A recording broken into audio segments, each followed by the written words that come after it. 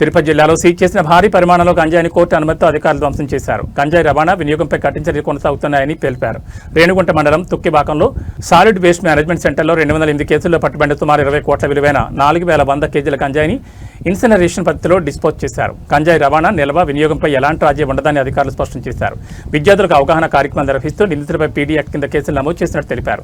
తిరుపతి వంటి ఆధ్యాత్మిక నగరంలో మాదక ద్రవ్యాలకు స్థానం లేదని, ప్రజల సహకారంతో పూర్తిగా నిర్మూలిస్తామని అధికారులు పేర్కొన్నారు. అందరికీ నమస్కారం. మనందరికీ తెలిసిందే, గౌరవ ముఖ్యమంత్రి గారు ఈ గాంజా మీద చాలా కఠినంగా వ్యవహరించమని అధికారులందరికీ కూడా ఆదేశాలు ఇవ్వడం జరిగింది. దాంట్లో భాగంగానే ఈగల్ అనే ఒక సంస్థని కూడా ఏర్పాటు చేసి ఒక ఐజీ ర్యాంక్ అధికారిని పెట్టి ప్రతి జిల్లాలో కూడా దానికి అనుబంధంగా అధికారులను పెట్టి గాంజా అండ్ అదర్ డ్రగ్స్ మీద కఠినంగా వ్యవహరించమని చెప్పడం జరిగింది. దాంట్లో భాగంగానే ఈరోజు తిరుపతి జిల్లాలో గడిచిన 2 నుంచి 3 సంవత్సరాల్లో సీజ్ అయినటువంటి గాంజా ఈరోజు మనము తూకివాకంలో దీన్ని ఇన్సినరేషన్ పద్ధతి ద్వారా డిస్పోజ్ చేయడం జరుగుతుంది. సుమారుగా మనకి ఇవాళ రేపు 4100 కేజీలు 4100 కిలోస్ గాంజాని డిస్పోజ్ చేయడం జరుగుతుంది. ఇవన్నీ కూడా ఒక 208 కేసుల్లో పట్టుబడినటువంటి గాంజా. మార్కెట్లో ఇప్పుడు చూసుకున్నట్టయితే దీని విలువ సుమారుగా 20 కోట్లకు పైచిలకే ఉంది.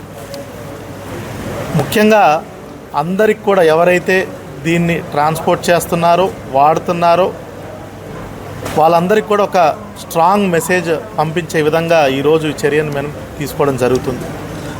మనకు తెలిసిందే, తిరుపతి జిల్లా, బెంగళూరు, చెన్నై, తిరుపతి పట్టణం ముఖ్యంగా బెంగళూరు, చెన్నైకి ఒక ట్రాన్సిట్ పాయింట్గా ఈ గాంజా ట్రాన్స్పోర్టేషన్లో గుర్తించడం జరిగింది. మనకి ఎక్కువ శాతం ఏఎస్ఆర్ జిల్లా నుంచి వైజాగ్, కాకినాడ మీదుగా ట్రైన్స్లో కానీ, బస్సులో కానీ, ఇతరత్ర ప్రైవేట్ మోడ్స్ ఆఫ్ ట్రాన్స్పోర్ట్లో తిరుపతికి వచ్చి ఇక్కడ మిగతా రాష్ట్రాలైనటువంటి చెన్నై అండ్ బెంగళూరుకి అండ్ ఆల్సో సమ్ కేసెస్ కేరళకు కూడా వెళ్ళడం గుర్తించడం జరిగింది. వాటన్నిటిని కూడా ఎప్పటికప్పుడు జిల్లా ఎస్పీ గారి ఆధ్వర్యంలో సర్చ్ పార్టీస్ని పెట్టి ట్రైన్స్ కానీ, బస్ కానీ, అక్కడ లగేజెస్ కానీ, అదేవిధంగా అదర్ ఇన్స్టిట్యూషన్స్ దగ్గర కూడా మనం చెక్ చేసుకొని వీటన్నిటిని కూడా సీజ్ చేయడం జరిగింది.